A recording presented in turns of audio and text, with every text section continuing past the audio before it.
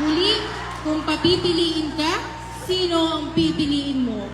Ang iyong asawa o ang iyong anak? At bakit?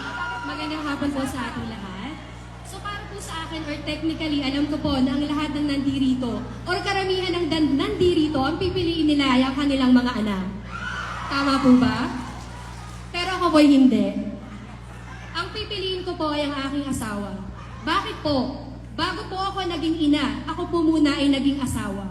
At nagkaroon po ako ng mga anak dahil sa asawa ko. At darating ang panahon na ang aking pong mga anak ay hihingin nila ang kanilang kalayaan at bubuo sila ng sarili nilang pamilya. Walang maiiwan kundi ako at ang aking asawa.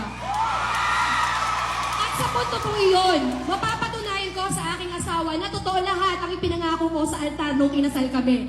Dahil naniniwala po ako na ang pagiging ina o sa pagiging ina ko ay sapat na po ang pagmamahal, pag-aaruga at pagkalinga para po hindi na ako dumating sa punto na papiliin pa ako kung ang anak ko po ba o ang aking asawa. Dahil naniniwala rin po ako na ang pinagsama ng Diyos kailanman ay hindi kayang paghiwalayin ng tao ng anumang sitwasyon, ng panahon at ng anumang pagkakataon.